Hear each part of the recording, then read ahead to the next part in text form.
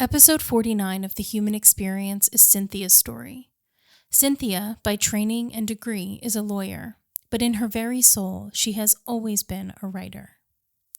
Cynthia has been writing for decades, but only recently published her first book in 2019, with 2 other works of fiction closely following. And while she has gone on to win awards for her writing, it was simply the cherry on top.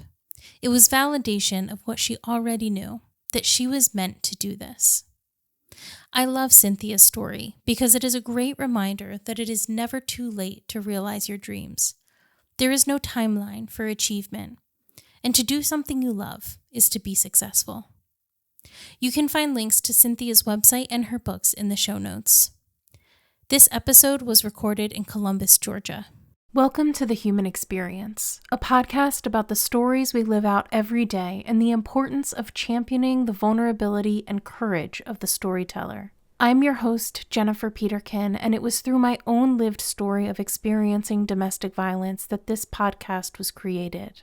By traveling the globe and interviewing each guest in person, I am convinced now more than ever that stories have the power to change the world. You can join our community of storytellers by subscribing, leaving a rating and review, signing up for my newsletter, following me on Instagram, and more. Thank you for being here. In a world full of noise, to listen with intention is an act of resistance. Why fiction? What was it about fiction that... Because that's what I love to read. Okay. Yeah. That was easy. Yeah. You were published in the last 5 years, but you've been writing for literal decades, right? Yes, literal decades. Literal decades. Yes, that's exactly right. Over 20 years. Yeah. It was over 20 years from the time I first put words on a page until I was published. Yeah. Did you think when you were writing back in the 90s, that's when you started, Yes. right? See, I did read your website. Did you think when you were writing back in the 90s that, one day I'm going to be a published author? I did. And in fact, when Tidal Flats was published back in 2019, I thought to myself, if I had known that it was going to take over 20 years, would I have kept going? And honestly, I don't know the answer to that. Yeah. But in the years that it was hard, when the rejections were coming in, that's when I said to myself, everything you've done until now has been easy. And this is your hard thing. Wow. And I really wanted to do it. I wanted to do, what they were doing. Yeah. I just think that's a really fascinating story about perseverance, because especially in this day and age, I feel like we see things happening online, we see things happen in real time, right? And we have access to more information now than we ever have, right? And so I think there's a part of us, even subconsciously, that feels if things don't happen right away, then they're never going to happen. And so you should just give up and move on. And clearly that is not the case. No one give up. Yeah. No one should give up if they love what they're doing. Yeah. If you either love the goal or the process. Yeah. And hopefully you love both, but don't anybody give up. Yeah. But I think not everybody has the fortitude to get there, truly. I mean, give it a year, give it 5 years, give it 10 years. You've got 20. Over 20 under Yes. your belt, almost 30 under your belt to get your first book published. And then you've had 3 total published, correct? Yes, in the last 5 years. But it's not like it was 20 years of nothing and now 5 years of 3 books. But I want to be clear about that, because during those 20 years, I kept writing. So I would finish one novel, and then I'd take a month off, and then I'd start another one. Yeah. And until one day I said I wasn't going to write another novel because they were just going in drawers. And so I tried my hardest just to write a short story. And I kept squishing it. I kept squishing the material, and I went to a workshop, and the faculty member, the first thing he said when it was time to discuss my story was, well, this is certainly a story that wants to be a novel. So that was that. I love that. Okay, I'm not a short story writer. Yes, no, I'm not. That's fair, Yeah. I love that, actually. And prior to writing, or maybe while you were writing, you were practicing law, having a family, practicing law, doing all of the other things that take up a lot of time as well. That's right. So there was a book that came out probably in the 80s or 90s that was something about layers or stages or whatever. But that was really what ended up happening, not intentionally, but when I look back, I see that the first 20 years were all French all the time. My passion. I went to French camp. I went to France. I collected everything French, and I just loved French. Why French? Crazy love. Yeah. I don't know why, except that I went to Spring Street Elementary School in Midtown Atlanta. And in kindergarten, one of the kids' moms came in and did a puppet show in French.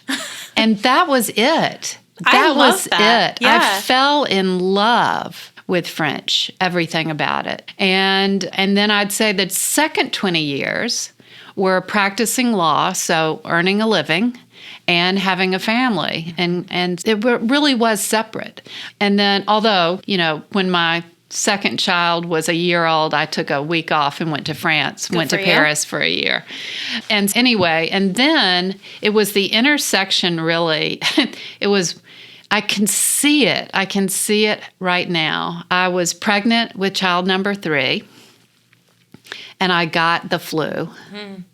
And I was lying there in bed, and since I was pregnant, I couldn't take anything other than a regular strength Tylenol. Oof. And I was lying there thinking about all the things that needed to be done. Work that I had waiting for me, shoes, spring shoes that the kids needed, etc. And I thought, something's got to go. Mm. And it wasn't going to be the kids. So I stopped practicing law then and was home for 6 years with the kids. Mm-hmm. And I've always been a reader, And that's what really kept me going during those years. It kept me connected to the world. And I discovered writers I had no idea were out there then. Ellen Gilchrist, Barbara Kingsolver, Ann Patchett.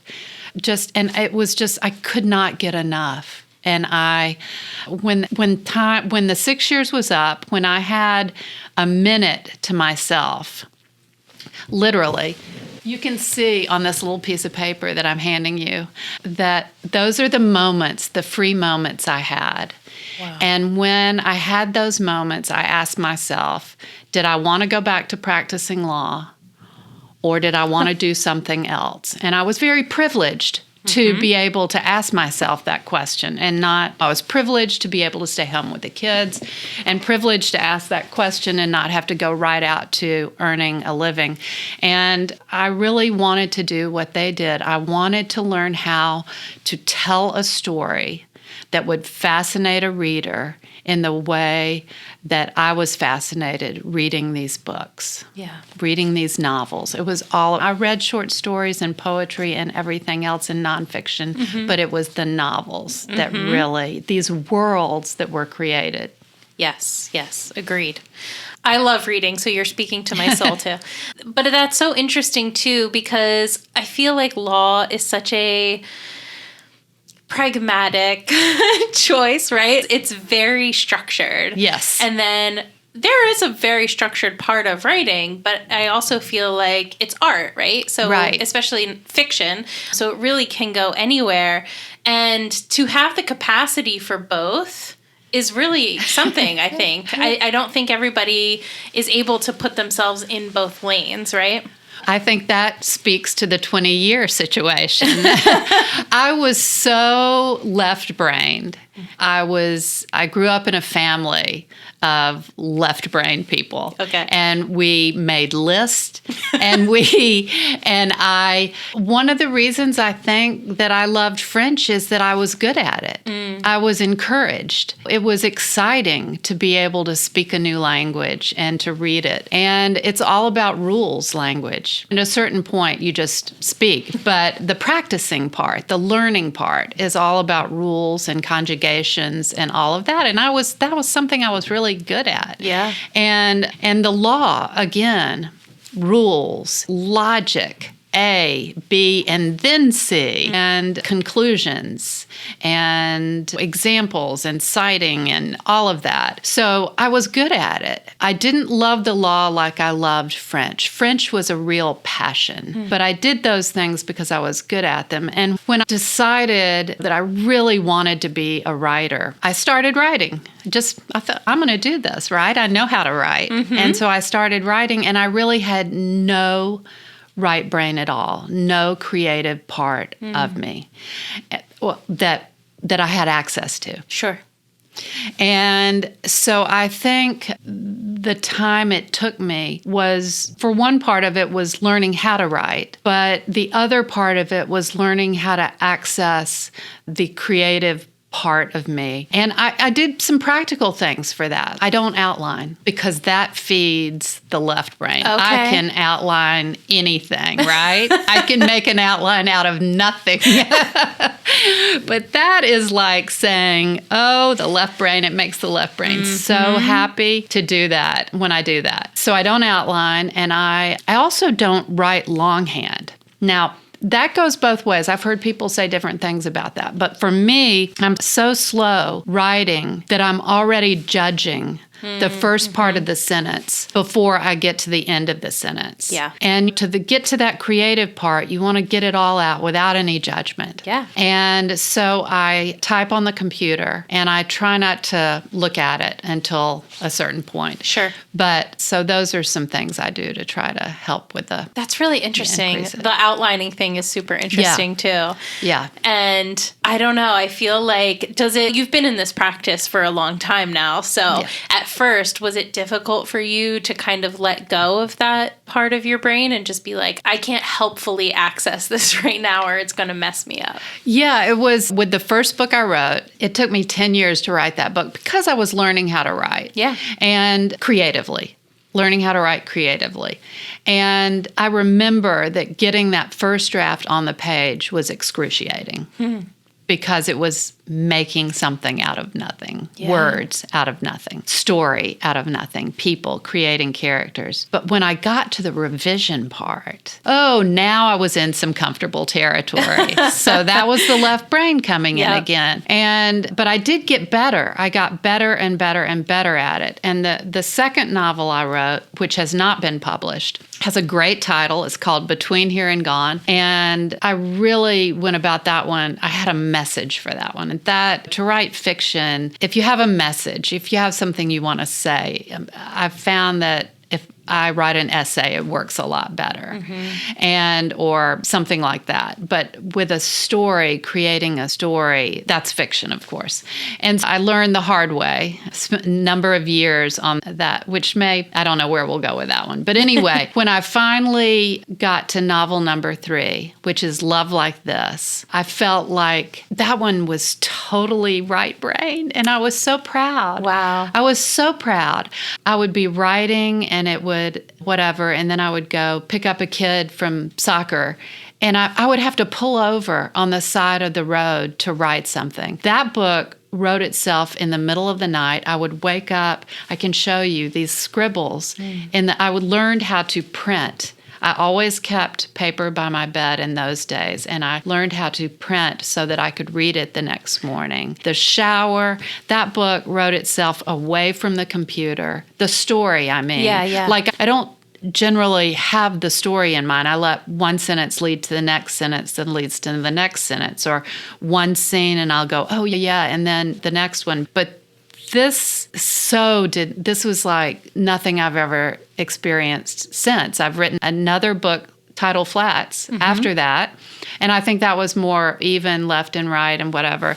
And then the one I'm writing now, which I'm into 2.5 years into it, and the first 3/4 of the story has pretty much written itself, but the last quarter I'm still kind of pushing through. So we'll see. But yes, can't remember where I was going with that. No, that was fabulous. I have to tell you that since I was about 14 or 15 years old, I've always wanted to be a writer and be published. So I am like soaking everything in right now. That's great. But what I think is endlessly fascinating about you is that you are not somebody, I don't know how many people I've listened to say, I'm not creative, right? Like they look at something I may do, or somebody that is outwardly fantastic at drawing, which is not me, drawing or painting or anything like that. And they look at that and they go, oh, I'm not creative. And what I love about your story is that you pushed through that to access that part of yourself, knew it was there, but was like, this is a muscle that I have to now kind of stretch to make available to myself. It's dormant, it's hiding, but you've gotten there and now you are published, you've won awards, you are a writer in the most basic sense of the term. And I love that because I think, again, going back to what we were saying at the beginning, a lot of us give up when it's hard, when it's not happening for us right away, when it takes time to do something. And yeah, you do not have that in you. Well, I will make a caveat, add in a caveat there. The joy to me of writing was the writing part, was creating the story. Now, there was less joy in the publication side of it. Yeah. But if someone is doing something and they're getting no joy from it, I don't see any reason to persevere in that. Sure. And I say give up and go on to the next thing, right? Life is short. But I was getting so much joy from the day-to-day writing. That's what was making my days matter. Because in those days, in the 90s and the early 2000s, I was still going to the grocery store, driving to soccer, driving to here, picking up supplies, going to teachers' meetings. It was so heavy on the day-to-day, the daily part of life that you can almost see it evaporate as it's happening. And I really wanted something to make the days matter. And that's where I found at my death, I was so happy writing, creating these stories. And so the joy, even though I didn't see the publication success for a long time, there was so much joy in the day-to-day. Yeah, and there was that is success, right? Yes. Like success doesn't have to be the That's right. end result. Yeah, no, I think it's a great life lesson. And one I think that we have to continue to relearn because every time we start a new project, it can be really difficult to remember that like the joy is in the journey and the process. Yeah, for sure. So what was your decision to, I know you said after your third child, you left law. Why did you get into law, first of all? You went from French to law. Why'd you get into law, and then why'd you leave? Okay. I was graduating from Davidson College, and I had taken every French course they had, I think, and I majored in French and linguistics. And then it was time to go out into the world and earn a living. Yeah. And I thought, how am I going to do that? And I thought I would love to teach French. And then there was always the United Nations or something like that, something cool and interesting. But I can see this moment too, in my kitchen and arguing with my father about something. He never raised his voice. He was a delight to have a conversation with. And he said, you know what? You should be a lawyer. You should be an attorney because you're so good at arguing. Now, of course, this is the cliche thing to say. But I was thinking, I've thought about being an attorney. And I loved school. I loved learning things. And so I thought, I'll just see if I can get into law school. Yeah. Because I would like being an attorney. I mean, they work with folders and projects and lots of lists. Yes, lots of lists and rules. And I applied to law school and got in a lot of places. And I actually graduated in 3 years from Davidson. And so the fourth year, I worked as assistant to the president. I was the first female assistant to the president because Davidson was an all-male school. I was in the third class of women. Okay. Anyway, so I got to one of my jobs as assistant to the president was working with the Board of Trustees. And Dean Rusk, who was Secretary of State under President Kennedy, was on the Board of Trustees. He went to Davidson. So I got to talk to him about practicing law and a legal career. And so that pushed me. It sounded wonderful to me to listen to him talk about it. And so I took a year off and then I went to the University of Georgia for law school. That was at the suggestion of Dean Rusk. And because he said it's about connections, the legal practice and working as an attorney. And so it's state-oriented and state-based. And he said, go on and go to the state school because these will be the people you're working with over the years. Mm-hmm. Anyway, I worked in Atlanta. I graduated, worked in Atlanta at King and Spalding for a while, a big law firm, which was fun and exciting. And I was practicing in trust and estates, which again is writing, right? Yeah. You meet with someone, they say how they want it to go when they're not here, and then you put that into words and you make sure that what they want happens. So then I got married and moved to Columbus and practiced here. But I didn't love it. I never loved it like I loved French. Yeah. And because I had loved French so much, I knew that I didn't love the law. Yes. When you have one passion, you know when you're in the face of not one. Yes. And when something had to go, I was happy to see the law go. Now, it's a good profession. It's a good way to make a living. Mm-hmm. I had gone to school. In fact, I'm still paying my dues so that if I need to practice, I can. Yeah, hey. But when I fell in love with these words and during those 6 years, I was primarily focused on children. I knew I wanted to do something else. Yeah, yeah. Hey, that's fair. And again, I'm going to go back to what I keep going back to, which is that one of the things that I love about your story is your ability to reinvent yourself more than once. Because I identify with that too. I remember being a teenager and being like, I can't pick one thing. I don't want to be one thing. And even looking back now, what I wanted at that age is so different from what I want now, from what I'll want 20 years from now, if that's the length of the seasons that we're going. But I think, again, and you acknowledged this, the privilege to change. It is truly a privilege to be able to pick up where you are and pivot and start a new direction. But also the courage. If you have the ability, the courage to do it, because it can be scary. I mean, you had a family, you knew this one thing, and you pivoted. So I really do admire and respect that about you, because it can be difficult. Thank you. It can also be a lot of fun. That's good. You were in the middle of being a mom too. So right. I'm sure a lot of people's opinions just didn't even filter in at that point. But was there this kind of, you want to stop law to do what? Was there this kind of almost judgment or perception about switching gears? I don't think so. I don't remember anything like that at all.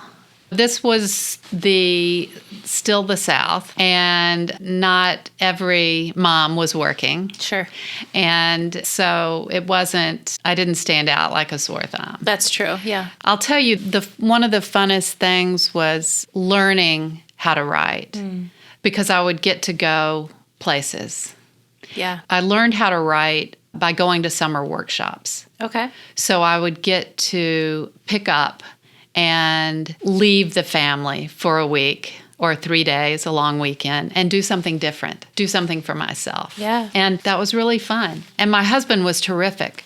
I was just going to say, your husband is super supportive. He is. I've never met him, but I really like him. He was terrific. He never said all those years. I think I wrote this in the acknowledgments to the first book, is he never once in all those years said, why don't you do something else? Yeah. And so, so I do think that that a component of writing that I love is the solitary part. Yeah. And getting to go off by myself, even going into a community of writers, which was wonderful, I could still be off on my own. And it's so funny. In those days, I remember my very first writing workshop in 1999 in the Napa Valley. And I didn't just rent or didn't just book a hotel room. I booked like this little cottage that had its own front door, so I could pretend that this was my house and I lived there by myself, and I could just be a different person for a week. It was awesome. I've always loved time to myself, always. When I went to college, I got a single room. After the children were born, I would take a trip to Paris for a week and speak French, and mostly to waiters, and and writing it works with my personality very well. Yeah. Do you have any novels that take place in France? I don't. I think you need to, so you can go over there for research. Yes, exactly. I need to go live in France for a year and do some research. Yes. No, I love that. And so, yeah, you mentioned that you started to want to write when you realized you were going to step away from law. But how did you practically start? I just started. We had one computer in this house. It was 1995, and there was nobody here. Everybody was at school. And I sat down and I wrote a paragraph on the computer, on the family computer. And I did that maybe 3 times in 1995 when I didn't have something else I had to do. Yeah. And then I did it a few more times in 1996. And it really wasn't, I wasn't making time for it. It was like, if I had nothing else to do, I would sit down. And I was writing about women. I was writing about different lives and women and the different choices they had made for their lives. And it wasn't until sometime in 1997 that I thought, you know what, I really like this. And so I started making time for writing then. And it's really just writing. And then I'm sure I ordered books. And then I started looking for people to talk to about it. And then I started the learning process because, of course, it's not as easy as just what you can write. And then that's when the 1999 I went to the summer writing workshops. And I did that for a lot of years. And then I found one where it was in the New York State Summer Writers Workshop, where they would, after I had a whole draft, I got to give the entire draft to someone, a writer who read it, and get feedback on that. So it was just one step at a time.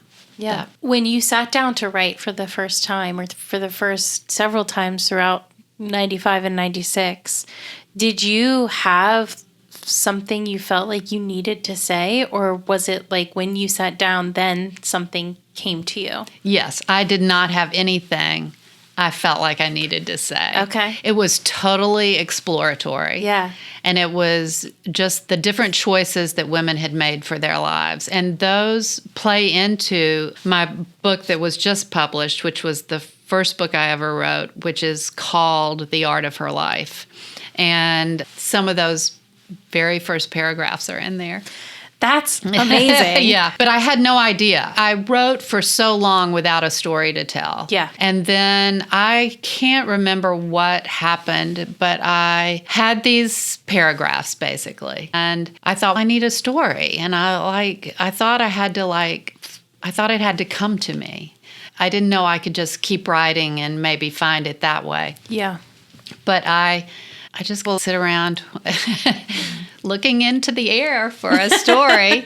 and then I had the idea, because in those days, you remember, you might not remember, but we had coffee table books everywhere. Yes, yep. And I loved to go to museums. And of course, all my trips to Paris, I had these gigantic books that I had bought at the museums, and I had them lying all around. And so I just was looking through one, and I thought, wouldn't it be cool if I could tell the story of a woman by using a painting? So one that she had always looked at in a certain way and loved, and then all of a sudden, or after a period of time, or whatever, she is able to see something different in that painting. And so that's what I did. I wrote, and that's what the story was. Wow. And that was a long time ago. I love that idea. I have not read any of your novels yet, but I am very excited to read them. And I didn't have a particular painter in mind. I just piled the books up around me and would look through them. And any painting I saw that I could kind of imagine two ways to look at it, I would mark it. Yeah. And in the end, settled on a painting, a Matisse painting that I had never known before. And I don't know anything about art, or I didn't know anything about art. And I knew Matisse. I knew he was French, right? Well, that's all you needed to know. And so I just think it's interesting, and I wonder if subconsciously there was some part of me pushing for a French artist. Yeah. And so I did get to use a little of my French knowledge absolutely. in the writing of that book. But that's practically speaking, I just did it. Nike says. Yeah, but that's great because it is accessible then, right? Like you don't have to have this superhuman ability if you are willing to take the time and dedicate that time to not only practicing, but learning new things. What do you think have been the most helpful tools for you in your learning journey on how to write? I know it's 30 years of stuff, but feel free to answer that however you like. I have learned that concrete physical objects are for me, the way to go. I can take a mug. Mm-hmm. My daughter gave me this mug, and it was sitting out, and it became a key part of Love Like This. Oh, wow. And it just, what a character does with a certain object, how a character feels about the object, says so much about the character, and it puts the reader right in there. Mm-hmm. It puts the reader in the scene in a way that just saying somebody cared about somebody else. Right. That it doesn't do it. And so I would say learning to use the concrete physical objects. That first book was the only one I ever felt like as if I had to pull the story out of the air. Okay. After that, I learned that I could go from sentence to sentence, and that if I got to a pause or a stopping point, I could look around me and use the objects around me. And so I would say that. How did you learn how to do that? Figure out that was such a big piece of what you were doing? That is an easy answer. I took a workshop with Pam Houston. Okay. I had loved her writing ever since Cowboys Are My Weakness. But she taught me that. And it just makes all the difference in the world. Yeah. Yeah, it does. So you clearly are in a very big community. Writers, especially, there are a lot of writers that people don't know about. But in your space, I am one of them. Not anymore. No. The community that you found yourself in with other writers, other published authors, whatever that may be, how has being a part of that shaped you and but also your confidence and your ability? It has kept me going. I'm not kidding. Community, without the writing community, I would not be sitting here talking to you. Mm-hmm. Community has been everything. I went a lot of years without a writing group, and that was hard, but I was going to these summer writing workshops where I felt a part, as if I were a part of something. And then I thought this was also the time, it was the early 2000s, and it was the time of, took my first writing workshop with Pam Houston in 2006, and this was the time of blogs, okay? Yes. The heyday of blogs.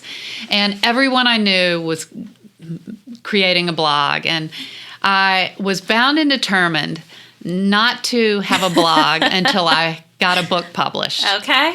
And I kept saying that I'm not doing it until I get a book published. And then it was one fall day, it was a September day in 2008, and I was having lunch in Columbus, and someone came over and said, "Oh, did you see so-and-so's got a blog?"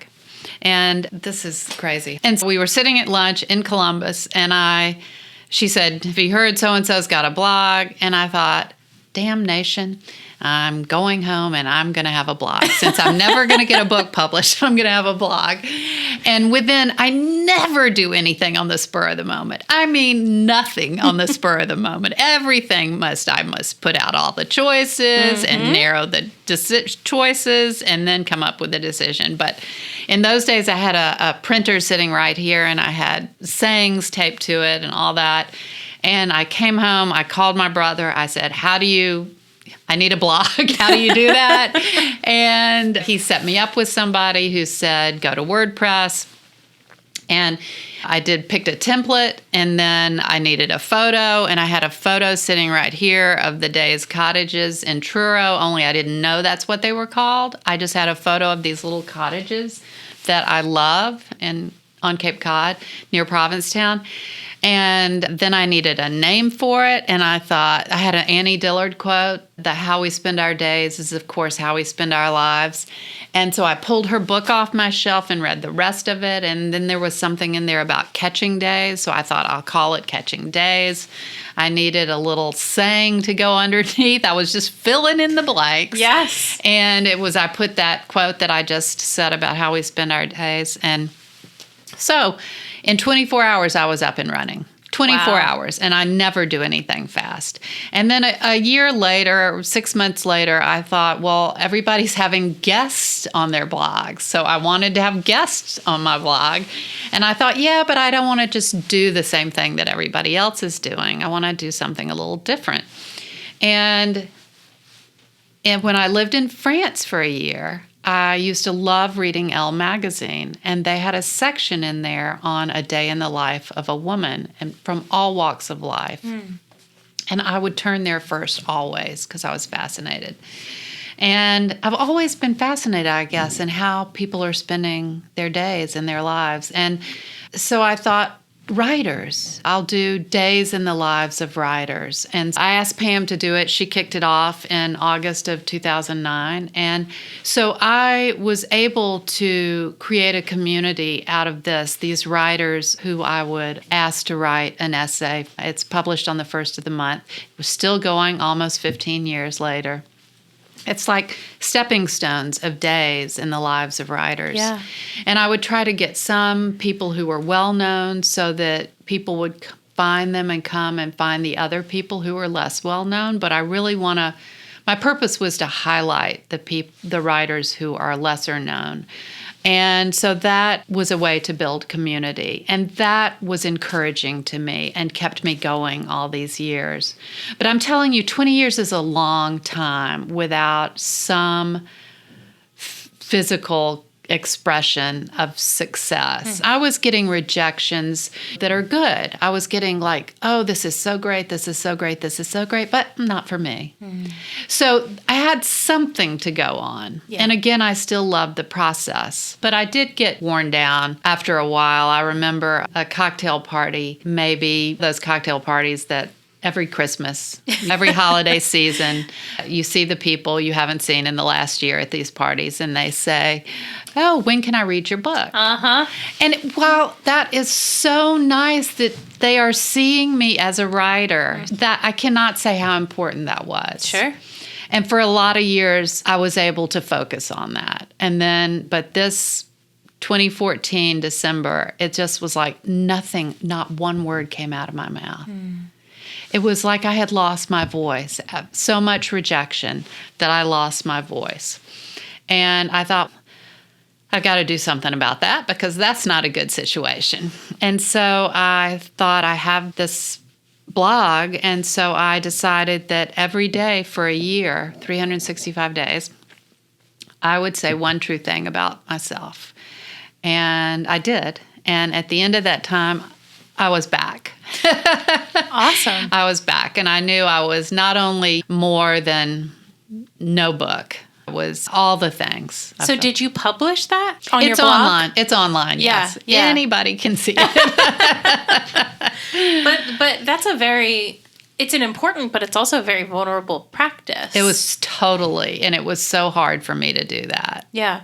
Did you feel like it got easier as time went on? Yes, definitely. Okay. Because Yeah. it was, okay, it's 11:45 and you haven't done anything yet, and you're just going to have to do it. Yeah. Because it's all you've got for today. So, yeah. Yeah, I can't even... I can't imagine the rejection and how rejection is never fun. No. Nobody likes it. No. And so you hear about writers, actors, these different people that have to put themselves out there over and over again. And you hear you have to get okay with rejection on a certain level. Do you feel like your skin has gotten thicker, or do you feel like, no, any time somebody turns me away, it still hurts the same as the first time? No, my skin is so thick. There's no question. My skin is so thick. Say anything to me. But I've got so many, I'm so solution oriented. And that story that I just told about doing the one true thing, that I had a problem. I couldn't speak anymore about the writing, and I needed a solution, and I found it. And that's my personality. And all the rejections coming in, I made a book of the best ones, something I could hold and look through when I was having a bad moment. Yeah. So, yeah. So can you explain the process for submitting your book and then what happens after that? Because I feel like actors go to auditions, right? So how does a book basically get auditioned? Well, the traditional way, and the way I grew up on, so to speak, those 20 years, is step one, you find an agent. You find agents. In those days, the internet was a baby, and you would look you still can do it this way, but you look in the back of books you love and find the agent. Writers thank their agents in the back of their book in the acknowledgments. And you would find them, and then you would search for them and find their address, and there were books with their addresses in them. And then you would write them. You would send them what is called a query letter, and you would say, I am so-and-so, here's what I've written, and here's why I think you'd like it. And you would send that off, and they would ask to see it. And in those early days when I was doing that, I called one agent, and a New York agent, she actually answered the phone, which I was completely not prepared. I had agents call the house, which was very exciting. Anyway, you get an agent, and then your agent may or may not have you make changes to the book. And then your agent sends the book out to the big Simon & Schuster and all the big Random House New York publishers, and then they offer you $1 gazillion, and you're famous, right? No, wrong. Anyway, so the agent process, and your agent would shop the book out for you. And so I tried for a long time, and then I sent out all these query letters to all these agents, and sometimes, a lot of people read the book. And I continued this process. I kept working. I kept writing novels. And it was so funny because I would finish a new novel. I would take a break. Then I would go back and read that very first one again to see if I just needed to throw it away. And I would go, no, there's something here still. And I would change from car phones to cell phones. Yep. I would change from encyclopedias to internet. Anyway, Yes. I would make all those changes, and I would bring the writing up a level as I was getting better. Anyway, one day in 2011, in the good days of Twitter, I was tweeting and this, that, or the other, and an agent found me through somebody's retweet. Oh, wow. And she emailed me through my website and asked to see a copy of the book. And she signed me on that book. She loved that book. She was in her early days of agenting, and so she was still waitressing and part of the time. And she said she would serve a table and then run back to the back and read another page. Anyway, that was great. She was awesome. And we had a great relationship, and she tried to sell the books and she could not. And so that's another area of rejection that no one even knows exists. Sure. That you get an agent. Congratulations. Yeah. And then your agent is unable to sell your book. Yeah. Now, so I stopped doing that we parted ways because she was having terrific success, but not in the area that I was writing in. Okay. And so our paths kind of just went separate ways, and we still connect. And so then I tried to get another agent and tried for a year and was unsuccessful. And that's when an editor I was working with said, "You know what? You've been writing a long time. You need to get a book published. Why don't we try a different way?" And so that's when I started submitting to independent presses. And some independent presses, you need an agent for the bigger ones, but I was going to submit to the ones that did not require an agent. I was going to try a different path. And the first press I submitted to took Title Flats. It was actually a connection. Like, this is so funny because the editor says, "You need to get a book published. Let's try independent presses." So I go off to make my list, do my research, make my list in order of best to worst. Who would I most like to be published by? Send to 10, then send to 10 more, whatever. This editor called me and he said, "I know a press, and I know the woman who runs the press, and I think she would love this book." And he connected me right before Thanksgiving, and the day after Thanksgiving, she said, "I want to publish it." And Wow. that was that. So I didn't have to go to my list until I got to the other books. But anyway, so independent. And nowadays, the big publishers have gotten so reduced. And it's so hard to get an agent if you don't have a blockbuster hit. And there are so many good novels out there. Yeah. Some people don't even want to read the blockbuster hits. I'm just saying there are lots of novels out there, and there's more than one way to get them published. Mm-hmm. And so I love independent presses. Each one of my books has been published by an independent press and by a different independent press, and that's intentional because one of the downsides of independent presses is that they don't have a lot of money, and they're publishing books that they love. And so it's difficult to get the word out about these books. And so I thought that if I had each book published by a different press, I would reach more people. Mm-hmm. And so that's why I did that. And also, you're great because doing a podcast helps get the word out about the book. So that's great. Good. Yeah, absolutely. Yeah, that's really interesting. Do you think that has worked for you, the publishing with different independent presses? I love independent presses. Yeah. I may try to get an agent with this new book again, but I'm only going to try for 4 months or something like that. Not 20 years. No, my gosh, life is short again, right? And I may not try the agent route at all because I love working with independent presses. A writer works for years and years creating a story, and then to hand it over to someone like a big New York press, that's exciting, right? But it's also fun to be able to work one-on-one or one-on-two or whatever closely with an editor at an independent press and to have some say-so in the creation of the physical book itself. Yeah, I was going to say, do you feel like you would lose some of your voice in going with a bigger, if that were to come, you lose some of your voice and get lost a little bit in the noise. I think so, but I think there are pros and cons both ways. And so it would just be weighing everything, making a list. Yeah, exactly. So I'm curious to know what your thoughts about self-publishing are, because that has come around a lot in the recent years, and a lot of people are doing that. Absolutely. And I think for some people it's right and it works great, particularly with books that people just want to reach a small group with. I never wanted to do that because I always wanted to, my goal was to write a novel like the ones I was reading. Yeah. And the ones I was reading during that time period of being at home with the kids, that's like my goal. It's in my head.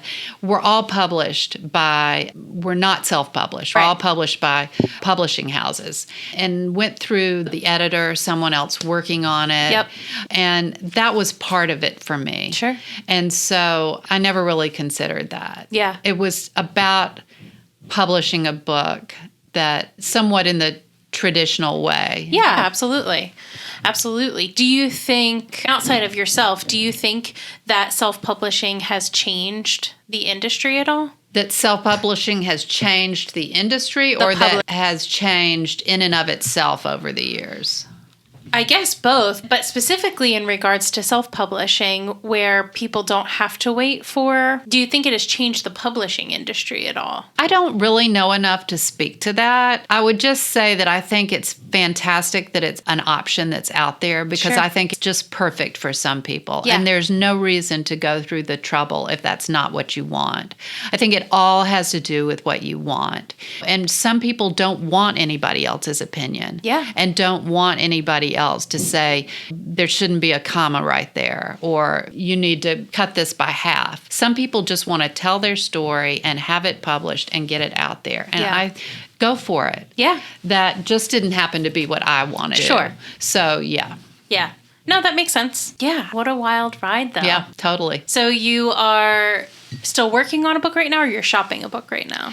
I am working on a book right now. Okay. I have a new novel I'm working on called The Glove Factory. Ooh. And I've been working on it for about 2.5 years. That's the time I've been working on it. I took a 16-month break while I was trying to help these novels get out in the world. Okay. But I really like it. And I was happy because I just picked it up again in September. Nice. And I read it over again, and I was like, fingers crossed I still like it, because I've often taken a break of a month, and I've every once in a while taken a break of 3 months on a novel. And of course, the very first one, I took all those breaks. But to not work on something that I didn't even think was finished, I didn't even begin to think it was finished, and then have a 16-month break, I didn't know what I was going to come back to. Yeah. And so I was much relieved to find that I still enjoyed it and still liked it. And it was such a great opportunity because I could be so objective. I could say, this is not working at all. And I totally basically carved off the last quarter of the book and said, this has to be rewritten. Okay, good. So I'm working on that. Awesome, Yeah. awesome. That's very exciting. I mean, 3 books, that's a huge accomplishment. You should be very proud of yourself. I am. And I'm sure your family is as well. Yes. Yeah. So I ask everybody one question at the end of each episode. I don't know if you heard this in any of the episodes you listen to, but it's through the lens of your experience. What does compassion mean to you? And I think it's an important question because we all live through different things. Even if we live through similar things, we live through them at different times in a different order than anybody else has in any moment in history. And our lens, as it were, is completely unique, right? And I think we have so much capacity, and it is so fascinating to see the covering of kind of all corners when we all kind of pitch in and give our perspective. Yeah, what does compassion mean to you after living this life of perseverance and dedication and all of that? Really, the first thing I think of is heart. And it also makes me thankful that I have changed my life like this to become a writer, because I think that being a writer has given me the heart that I didn't have before. I was cut and dried and next thing oriented. And being a writer, part of what that has done is allowed me to be in the moment and to notice more and to see more. And it's also enabled me to connect with the world in a way that I couldn't before, because I was just like on to the next thing. Yeah. And I think that doing something that was difficult has also widened my heart. And it's so much more important, compassion. Maybe that's a naive thing to say. Maybe it's always been this important. But in this world today, which is so difficult and so many hard things are happening all around the world, I think that compassion is so important. And I'm just really thankful to the writing life for giving it to me, because I'm not sure that I could have said I had any. So I think it's key. Yeah. And I'm glad that it's no longer missing from my life. Good. Yeah, that's awesome. I think the more you grow, you learn, you do better as better kind of thing. Yes, exactly. Yeah.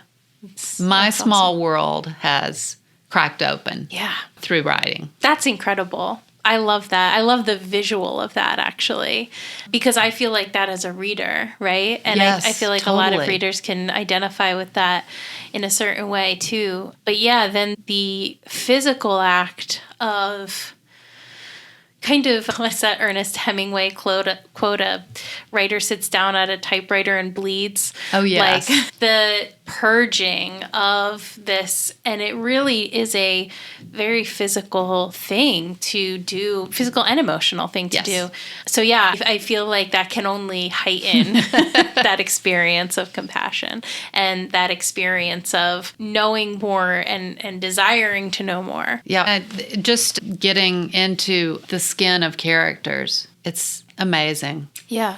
We often talk about walk a mile in somebody Yes. else's shoes. And yeah, you get to walk that out. That's exactly right. Yeah, that's fantastic. That's beautiful. I love it. I've loved talking to you and getting to know you. I cannot wait to read your books. We're going to link to that in the show notes. But where can people look for your books? Anywhere, really. I've got a website online. There are links there to my favorite independent bookstore and other independent bookstores and bookshop. And so you can just click away and find them online. Awesome. Perfect. And in bookstores. Yes. Awesome. Yeah, we'll definitely put those links up there. And then your social media as well? Facebook and Instagram, no Perfect. longer on the Twitter. Yeah. I gave up on Twitter a long time ago. I hung in there until a giant X appeared on my screen, and I thought, okay, done. We're done. I hear you.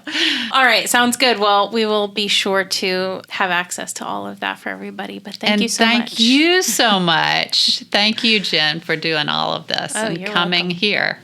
Truly my pleasure. Very truly. Thank you for listening to The Human Experience.